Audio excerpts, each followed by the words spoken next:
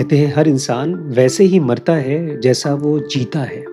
गुरुदत्त कहते हैं मैं मौत से नहीं डरता हूँ क्योंकि मैं जिंदगी से नहीं डरता हूँ।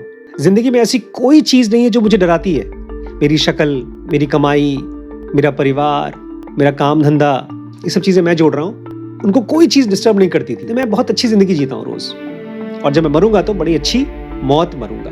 अब फाइनल स्टेटमेंट जो सबसे इंपॉर्टेंट है। नमस्कार नमस्कार दोस्तों, आज हम लोग त्रिपुरा रहस्य में ये डिस्कस करेंगे कि जब एक इनलाइटेंड आदमी मरता है या मरने वाला होता है तो कैसा फील करता है। मैं और अभी मम्मी बैठे हुए थे तो एक फ़ोन आया, रॉन्ग नंबर आया। तो उसने सीधे खुलते ही बोला कि मालिनी आंटी ख़त्म हो गई। मम्मी बेचारी घबरा गई, कौन है, कौन ख़त्म हो गया। मैंने कहा रॉन्ग नंबर है, चिंता मत करो। लेकिन उनका रिएक्शन देख करके डेथ के प्रति मैंने सोचा कि जो भी बातचीत करेंगे हम वो क्लास में करेंगे। आजकल सर्दियों का टाइम है और बहुत लोग सर्दी में मरते हैं, बहुत लोग, हार्ट अटैक्स बहुत होते हैं। अपने आप में मौत एक ऐसी इवेंट है जो हमारे आसपास में रोज होती है, और डेथ के आसपास की इवेंट है डिप्रेशन, दुख। क्योंकि जिसके घर में डेथ होती है उसके आसपास जो सबसे नज़दीक होता है उसको तो दुख ही होता है, और वो दुख सालों साल तक चलता है। और एक बड़ी अजीब चीज़ है, लोग नहीं जानते कि डेथ के बाद क्या होता है। फिर भी जब दुखी होते हैं तो सोचते हैं हम मरेंगे, एज इफ मरने के बाद उनकी जो स्टेट है, जो हम लोग कल पढ़ रहे थे ना, एनलाइटन लोग की स्टेट कैसी होती है। बाहर की इवेंट क्या करती हैं, अंदर के इनर वर्ल्ड में इंटर वो नहीं करती है, डिस्टर्ब नहीं कर पाती। गुरुदत्त तो बोलते हैं कि तुम ऐसा क्यों बार बार बोल रहे हो कि बाहर की इवेंट मुझे अंदर डिस्टर्ब करना चाहिए। तो लोग जब डिस्टर्ब होते हैं मेंटली तो उनको लगता है हम अगर अपने आप को मार डालें, खत्म कर दें, तो सब ठीक हो जाएगा। ये मुझे लगता है हमारे थिंकिंग इंस्ट्रूमेंट का, हमारे माइंड का एक पार्ट है जो सोचता है, उसकी मिस कैलकुलेशन है। बेसिकली हमारा माइंड में दो पार्ट है। ये चीज़ साइंटिफिकली एक तरह से प्रूवन है। डैनियल kahneman बहुत फेमस साइकोलॉजिस्ट हैं जिनको इस चीज़ के लिए नोबेल प्राइज़ मिला है। हमारे माइंड में दो पार्ट्स हैं, एक है, दोनों सोचने वाले हैं, सिस्टम वन और सिस्टम टू। सिस्टम वन तुरंत सोचता है, उसके पीछे बहुत सोच विचार नहीं करता। ब्रेड ब्रेड के साथ क्या खाओगे, तीनों ने बटर कहा, किसी ने जैम नहीं कहा, किसी ने चीज़ नहीं कहा। बचपन से ही ऐसे ही है, ब्रेड एंड ब्रेकफास्ट। अच्छा, हाँ, तो हमारे ब्रेन में जो भी चीज़ तुरंत वाली है ये बेसिकली हमको हेल्प करता है तुरंत की लाइफ को जीने के लिए। ये इंपॉर्टेंट है बहुत। लेकिन इसी से हम लोग ऑलमोस्ट हर चीज़ डिसाइड करते हैं जो कि तुरंत नहीं सोची जानी चाहिए। डैनियल kahneman ये भी कहते हैं कि हमारे ही ब्रेन में एक और सोचने वाला एलिमेंट है जिसको बोलते हैं सिस्टम टू, और सिस्टम टू का काम है चीज़ों को गहराई से सोचना और समझना। और मेरे हिसाब से मौत इतनी खतरनाक है और इतनी इंपॉर्टेंट घटना है कि जब भी कोई भी मौत का विचार आए, आपके आसपास में किसी की मौत हुई या आप खुद भी डर रहे हैं कि आपकी मौत होने वाली है, तो आप उसको आप धीमे धीमे सिस्टम टू से सोचना शुरू करिए। आज सबसे पहला सवाल यही है, are you not afraid to die. आप ठीक है, आप एनलाइटन मास्टर हैं, आपको मौत से डर नहीं लगता। ये तो फॉर ग्रांटेड है, हर कोई जानता है कि मौत से डर लगता है और डरना भी चाहिए। लेकिन क्या पता कोई नया तरीका हो मौत को फेस करने का। और मैं मोटिवेशन की बात नहीं कर रहा हूं, मैं थिंकिंग इंस्ट्रूमेंट की बात कर रहा हूं कि क्या पता, जैसे अपने पैसे को हम इन्वेस्ट करते हैं ना, तो लॉन्ग टर्म सोच करके इन्वेस्ट करते हैं कि भाई हम ज़मीन खरीद लें, स्टॉक्स खरीद लें, अच्छे स्टॉक्स खरीदें, प्लॉट अच्छी जगह पर हो तो हमारा लॉन्ग टर्म में फ़ायदा होगा। ऐसे ही जब आप डेथ के बारे में सोच रहे हैं या उसको समझने की कोशिश कर रहे हैं, तो कोई लॉन्ग टर्म थिंकिंग काम कर सकती है क्या। वो जब कॉल आया था तो मम्मी बोलती हैं कि हम सब बोरोड टाइम में जी रहे हैं, क्योंकि हर आदमी जो अब 50-60 साल का हो चुका है उसके अब गिने चुने दिन बचे हुए हैं। तो बात तो सच है, बोरोड टाइम है। लेकिन ये ऐसा है जैसे कि आपके घर के बगल में एक नल है जिसमें से आपको पानी मिलता है पीने को, और वो बहुत महंगा है। एक ग्लास पानी आपको 500 रुपये में मिलता है और आप एकदम बचा बचा के उसको यूज़ करते हैं। लेकिन आपको ये भी नहीं पता आपके ही घर के जस्ट बगल में एक नदी बह रही है, एकदम साफ पानी की नदी, और आपको पता ही नहीं। तो एक तरफ हमारी ज़िंदगी चल रही है बोरोड टाइम में, लेकिन हमारे ही अंदर में एक ऐसा स्टेट, एक ऐसा ज़ोन है हमारे अंदर में, उसमें टाइम है ही नहीं, उसमें कोई उधारी का सवाल ही नहीं है। तो आज हम लोग गुरु दत्तात्रेय और परशुराम के बीच में जो कन्वर्सेशन है, उसमें मौत से कैसा रिस्पॉन्स आता है एक एनलाइटेंड आदमी का, जो आदमी अपने शरीर के बियॉन्ड चला जाता है। अच्छा, मैं ये नहीं चाहता हूँ आप लोग ये कहें कि महान लोगों के साथ ऐसा होता है। हर इंसान जिसके पास भी शरीर है और मन है, जो भी सोच पा रहा है और कुछ भी फील कर पा रहा है, उसके ब्रेन में मौत के लिए एक नया आयाम आना चाहिए। जब वो सोचता है मौत को, तो ये सोचना चाहिए जो ये मास्टर्स सोच रहे हैं। पहले आपका रवैया बदलेगा मौत के लिए, फिर आपका परसेप्शन बदलेगा।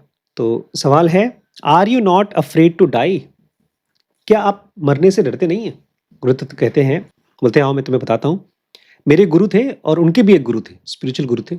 उनकी मौत कैसे हुई सुनो। सबसे पहले तो उन्होंने अनाउंस कर दिया कि देखो अब मेरा एंड आने वाला है। उनको पहले से मालूम पड़ गया कि उनकी मौत होने वाली है। और फिर उन्होंने खाना छोड़ दिया। बाकी सब कुछ वैसे ही करते थे।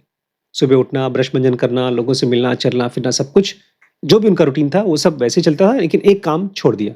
क्या? खाना खाना छोड़ दिया। फिर 11वें दिन एक टाइम था जब वो भजन करते थे, भगवान के सामने कीर्तन करते थे, भजन करते थे और खूब लीन हो जाते थे उसी में। तो जिस समय वो खूब मन से भजन गा रहे थे, शरीर छोड़ दिया उन्होंने।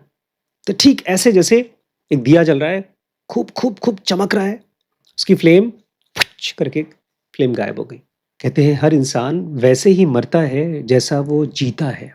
गुरुदत्त कहते हैं मैं मौत से नहीं डरता हूं क्योंकि मैं जिंदगी से नहीं डरता हूं। जिंदगी में ऐसी कोई चीज नहीं है जो मुझे डराती है। मेरी शक्ल, मेरी कमाई, मेरा परिवार, मेरा काम धंधा, ये सब चीजें मैं जोड़ रहा हूं, उनको कोई चीज डिस्टर्ब नहीं करती थी। तो मैं बहुत अच्छी जिंदगी जीता हूं रोज, और जब मैं मरूंगा तो बड़ी अच्छी मौत मरूंगा। अब फाइनल स्टेटमेंट जो सबसे इंपॉर्टेंट है, कहते हैं बेटा दुख तो पैदा होने में है। दुख की बात तो यह है कि आपको पैदा होना पड़ रहा है। हर वो इंसान जो सुबह सर्दियों में उठता है वो यही बोलता है, अरे यार क्यों उठना पड़ रहा है। शरीर के अंदर आकर के रजाई में से शरीर में आना पड़ता है। पहले रजाई में शरीर पड़ा हुआ है और अपने हम तो शरीर के अंदर कहीं घुसे पड़े हैं, तो उसमें से आते हैं बॉडी में, फिर आते हैं रजाई में, फिर रजाई में से निकलकर बाहर निकलना पड़ता है। तो दुख किस चीज में है? पैदा होने में। मरने में कोई दुख नहीं। ये सब तो इस पर डिपेंड करता है कि आप मृत्यु को, मौत को कैसे देखते हो। बोलते हैं आप जो कह रहे हैं ना वो सब बड़ी अच्छी बात है, लेकिन इसका कोई भरोसा नहीं है, कोई एविडेंस नहीं है। मेरे सामने एक बूढ़ा आदमी बैठा है जो बहुत ही इंटरेस्टिंग आदमी है, बस जो बोल रहे हैं वही सबूत है। मैं कैसे, मतलब एक तरह से डाउट बता रहे हैं कि मैं कैसे भरोसा करूं कि जो आप बता रहे हैं आप वही महसूस कर रहे हैं। तो गुरु दत्तात्रेय कहते हैं मैं नहीं, तुम एक इंटरेस्टिंग ओल्ड मैन हो। वो भी बूढ़े थे, ये भी बूढ़े थे। मेरे को कैसे बूढ़ा बूढ़ा? मैं तो कभी पैदा नहीं हुआ हूं, तो मैं बूढ़ा कैसे होऊंगा? जो भी तुम मुझे देख रहे हो वो मेरी एक फोटो है जो तुम्हारे माइंड में तुमको दिख रही है, मैं नहीं हूं। तुम्हें मुझे देख करके भरोसा होता है या नहीं होता है, इससे मेरा कोई ताल्लुक नहीं है। मैं वो नहीं हूं जो तुमको दिख रहा हूं, मैं तो कभी पैदा ही नहीं हुआ हूं। तो आदमी कहता है अच्छा ठीक है, अगर मान लीजिए आप पैदा नहीं हुए, आप एक सपना है, मैं आपको सपने की तरह देख रहा हूं, तो भी आप एक अजीबोगरीब सपना है, बहुत ही अनयूजुअल सपना है, नॉर्मल सपना नहीं है। बोलते हाँ मैं एक सपना कह सकते हो, लेकिन मैं वो सपना हूं जिसके सामने तुमको जगना चाहिए। तुम मुझे तभी महसूस कर पाओगे जब तुम जगोगे। ये अलग अलग तरीकों से उनको फंसाने की कोशिश कर रहे हैं कि नॉर्मल आदमी जैसा सोचता है वैसा आप कभी तो सोचें। बोलते हैं अच्छा ठीक है, आप नहीं मरे, आप पैदा नहीं हुए, मरे नहीं, ठीक है छोड़ो, मैं तो पैदा हुआ हूं, आप मुझे जानते हैं, मेरे अच्छे दोस्त हैं। और मैं चला गया और कुछ हफ्ते बाद आपको एक खबर आई, अरे तुम जानते हो डॉक्टर आशीष शुक्ला बड़े अच्छे हेल्दी आदमी थे, स्वर्ग सिधार गए। तो आपका क्या रिएक्शन होगा? गेस करिए क्या रिएक्शन होगा? इसका ग्रोथ करेगा। हाँ, एक आदमी जो एनलाइटन हो गया उसका क्या रिएक्शन होगा? उनके दोस्त पर, जो सबसे क्लोज फ्रेंड है, वो मर गया। उसको खुशी होगी कि उसको मुक्ति मिल गई। हाँ, मम्मी बोल रही है उसको खुशी होगी कि उसको मुक्ति मिल गई। थोड़ा सा कहानी में जरा सा ट्विस्ट है, एकदम बाकी सब सही है। मुझे बड़ी खुशी होगी कि आओ बेटा वापस आ जाओ। कहाँ तुम इस इल्यूजन में जी रहे थे, जो धरती पर शरीर वाले इल्यूजन में फंसे थे, अब तुम उससे फ्री हो गए, वापस घर आओ। ये जो तुम धरती पर मूर्खता जी रहे थे, उससे तुम फ्री हो गए हो, ये बड़ी अच्छी बात है, मैं ऐसे उसको रिसीव करूंगा। बोलते मूर्खता? आप किस चीज को मूर्खता कह रहे हैं? ये जो तुम सोचते हो ना कि तुम पैदा हुए हो और तुम मर रहे हो, ये एक फूलिशनेस है। तुम खाली ये सोचते हो कि तुम एक बॉडी हो जिसके पास एक माइंड है। ये सब एक नॉनसेंस है। अगर मेरी दुनिया को देखो तो कोई भी पैदा नहीं हुआ है और कोई भी मरता ही नहीं है। यही भगवान कृष्ण गीता में भी बार-बार याद दिलाते हैं अर्जुन को।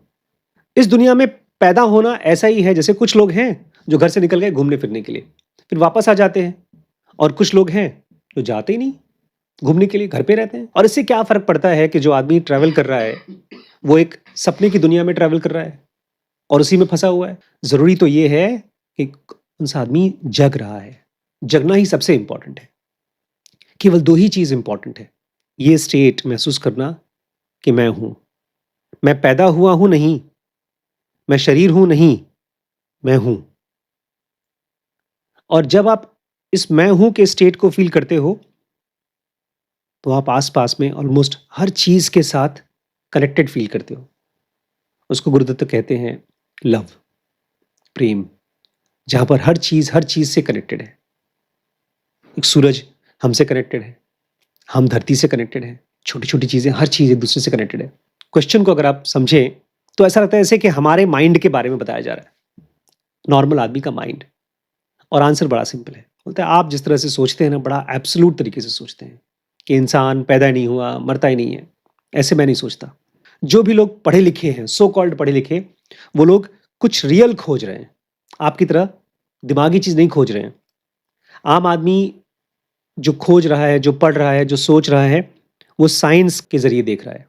जो हमको तत्वों के बारे में, मैटर के बारे में तो बहुत कुछ बताता है, थोड़ा बहुत माइंड के बारे में बताता है, और ये जो कॉन्शियसनेस जिसकी आप बात कर रहे हैं, उसके बारे में कुछ नहीं बताता। कौन? साइंस। साइंस। जो भी हम लोग किताबें पढ़ रहे हैं, वो मैटर के बारे में, केमिकल्स, टिश्यूज़, नेचर, इसके बारे में तो बहुत कुछ बताता है। थोड़ा बहुत बताता है किसके बारे में? माइंड, माइंड के बारे में। और बिल्कुल कुछ नहीं बता पाता किसके बारे में? कॉन्शियसनेस। कॉन्शियसनेस। कॉन्शियसनेस वो है जो अभी आपके माइंड में थॉट्स को अपने अंदर में फैलने दे रहा है, चलने दे रहा है। कॉन्शियसनेस वो है जो उस थॉट को फीलिंग बनने देता है, और उस फीलिंग को क्या बनने देता है? अब मैं एक थॉट मेरे दिमाग में चला कि मेरी उंगली मुझे हिलानी है, तो क्या बना वो? एक्शन। एक्शन बना। एक थॉट मेरे मन में आया, मेरी ज़िंदगी कुछ नहीं है यार, तो वो एक्शन बन गया। कैसे? लोनेस से एनर्जी कुछ नहीं है यार, मैं मरने वाला हूँ यार, मैं खत्म हो जाऊंगा। आप मर भी जाते हैं और ये चीज़ जी भी लेते हैं कि मैं मर गया। कितनी इंटरेस्टिंग चीज़ है। जैसे हम रोज़ एक सपना जी लेते हैं, ऐसे एक आदमी मौत को जी लेता है। तो साइंस बेचारी, या जो भी किताबें हम पढ़ पाते हैं, वो हमको मैटर के बारे में बहुत कुछ बताती है, माइंड के बारे में थोड़ा बताती है, और कॉन्शियसनेस के बारे में बिल्कुल नहीं बता पाती। एक आम आदमी रियलिटी खोजता है बाहर, जहाँ पर चीज़ें उसको दिख रही हैं, जहाँ पर वो चीज़ों को साफ-साफ डिस्क्राइब कर सकता है, या इन्फरेंस से ये होता है इसलिए ये होता है। एक आम आदमी मन के अंदर में रियलिटी को कैसे हम जी रहे हैं और कैसे उससे फ्री हो सकते हैं, उसके बारे में कुछ नहीं जानता। बोलते हैं बहुत ज़रूरी है गुरुजी कि रियलिटी को एक आम आदमी महसूस कर सके, और वो मिलेगा जब आप कॉन्शियसनेस में अपनी फ्रीडम को जी पाएँगे। मैटर से और लिमिटेशन से, एक तरह से कह रहे हैं, जैसे आप महसूस कर रहे हैं, हमको कब और कैसे हो पाएगा? क्योंकि हम तो केवल बाहर की दुनिया को जीते हैं, उसी के बारे में सोचते हैं, उसी के बारे में पढ़ते हैं। ज़्यादातर जो लोग दुनिया में आस-पास में हैं, पूरी दुनिया में, वो ये जानते ही नहीं है कि एक अंदर की दुनिया है, कॉन्शियसनेस की दुनिया, जिसमें हम कंप्लीट फ्रीडम पा सकते हैं। तो ये बड़ी इंपॉर्टेंट चीज़ है। एक आम आदमी को ये न्यूज़ मिले, आपकी न्यूज़, कि एक ऐसा भी कोई इंसान है जो फ्री हो चुका है। आप जैसा आदमी सच का, रियलिटी का एक विटनेस है। ऐसा हमेशा से हुए हैं, और आपकी वाणी बहुत इंपॉर्टेंट है। अब बस बोलते रहिए, ताकि हम लोगों को शायद उस कॉन्शियसनेस का थोड़ा बहुत दर्शन हो जाए। इसके रिस्पॉन्स में बोलते हैं, गुरुदत्त, तुमने सच कहा। ये जो बातचीत है, इसको जब कोई गहरी बातचीत, जिसको हम बार-बार कॉन्टेम्पलेट कर सकते हैं, जिसको हम अपनी नोटबुक में एज़ नोट्स लिख सकते हैं। जैसे आज मैं एक चैप्टर का टाइटल लिख रहा था, जो नॉर्मल थॉट से अलग था। जब मैंने एक गलत प्रॉपर्टी में इन्वेस्ट किया था, उसके बाद मुझे ये इनसाइट आया था। और उस प्रॉपर्टी में हमने इसलिए इन्वेस्ट किया था क्योंकि न्यूज़पेपर में वो आर्टिकल आया था। तो मैंने उसका थॉट क्या लिखा, मेरा इनसाइट ये था कि अगर सब विश्वास करते हैं तो सही होगा। हमारे थॉट्स को ब्रेक मिलना चाहिए, ऑटोमेटिक सिस्टम 1 के थॉट्स को। तो गॉस्पेल वो होता है जहाँ पर आप एक गहरा इनसाइट को अपने अंदर में जीते हो, उसके थ्रू दुनिया को देखते हो। अब हर चीज़ मरने वाली है, लेकिन उसके साथ हम अभी मन के अंदर में उसको महसूस कर रहे हैं, एक ऐसे माइंड के थ्रू जिसके अंदर हर चीज़ महसूस होती है और फिर खत्म हो जाती है, फिर महसूस होती है और खत्म हो जाती है। जब आप एक ऐसी बात को अपने मन में रख करके कॉन्टेम्पलेट कर पाते हैं तो उसको बोलते हैं गॉस्पेल्स। जैसे गीता के जो श्लोक हैं वो गॉस्पेल्स हैं, बाइबल के गॉस्पेल्स हैं, पतंजलि के गॉस्पेल्स हैं। और ये ऐसे शब्द हैं जिनको अगर आपने एक बार सुन लिया, अच्छे से सुन लिया मतलब खाली सुन लिया नहीं, सोचा। जब कोई मरा और आपने डेथ के सब्जेक्ट को निकाला और पूछा कि एक आदमी जब नॉर्मल आदमी मरता है तो कैसे सोचता है और एक एनलाइटन आदमी मरता है तो कैसे सोचता है, कैसे रिसीव करते हैं किसी की मौत को। ये आओ घर आ जाओ। देखिए हमारे लिए वो एक्सपीरियंस नहीं है, लेकिन किसी के लिए तो है। हम लोग किसी का डांस देखते हैं, हमको अच्छा क्यों लगता है वो, या गाना सुनते हैं तो अच्छा क्यों लगता है, कुछ इमोशन फील होता है। हमको वो चीज फील होती है, उसके अंदर की सुंदरता फील होती है अपने ब्रेन में, वो जॉय फील होती है अपने ब्रेन में। बल्कि जब हम किसी गाने के साथ खुद उस गाने को गाते हैं, हमको लगता है हम भी वैसे ही गा रहे हैं। अपना हाथ पैर हिलाते हैं, हमको लगता है हम वैसे ही हिला रहे हैं। यही इंपॉर्टेंस है कि आप एक एनलाइटेंड आदमी के साथ अपने मन को हिलाइए, डांस कराइए। बोलते हैं ये जो शब्द आपने सुने हैं, ये एक ऐसा सीड है जो जमीन में छोड़ा गया है। जब सही समय आएगा, सही सीजन आएगा, तो वो अपने आप स्प्राउट करेगा और बहुत बड़ा सा पेड़ बन जाएगा। मैं चाहूँगा कि जब मैं, मम्मी, कोई भी हमारे आसपास में जब से नज़दीक वाला इंसान मरे, तो आप ये वीडियो को सर्च करिएगा, उसको देखिएगा और अपने आप को क्या बताएंगे आप, अरे वाह, खुद तो चले गए, हम लोगों को सर्दी में छोड़ दिया, रिम्पी स्कैन संभालना पड़ेगा, हम लोगों को वीडियोस बनाना पड़ेगा। अपने आप को एक बहुत पॉजिटिव तरीके से डेथ को स्टडी करवाइएगा, क्योंकि ये ब्रेन मोहताज है सिस्टम 2 का। जब तक वो सिस्टम 2 के जरिए नहीं सोचेगा किसी चीज के बारे में, तब तक उस सच्चाई को नहीं खोज सकता। इसलिए डिसर्नमेंट चाहिए। ऑटोमेटिक थिंकिंग फिसला करके बार बार गिराती है। छोटा बच्चा गिरता है ना, लेकिन उसको ट्राई करना होता है चलने के लिए। गहरी इंसाइट्स आती हैं लॉट्स ऑफ एफर्ट से। डेथ एक ऐसा सब्जेक्ट है जिसके बारे में एजम्पशंस बिल्कुल नहीं लगाना चाहिए। तभी आप वो जी पाएंगे जो कृष्णमूर्ति बोलते थे, डाइंग टू योर थॉट्स। हमारे ढेर सारे थॉट्स हैं, उसमें से एक बड़ा घिसा पिटा थॉट ये है, अरे बेचारा मर गया। और फिर उसी थॉट में से निकलता है हमारा इमोशंस। इसके ऊपर उठना होगा अपने को। जब रोज अपने थॉट्स के प्रति मर पाएंगे, तब आप पहली बार जीते जी अपने शरीर से भी अलग हो पाएंगे। बिकॉज हमारे थॉट्स ये हैं जो हमारे शरीर से हमको बांध के रखते हैं। हम जब बूढ़े होते जाते हैं तो हम अपनी उम्र बताने से डरते हैं, अपने शरीर के अंदर में चेंजेस जो हैं उससे डरते हैं, दिखाने से।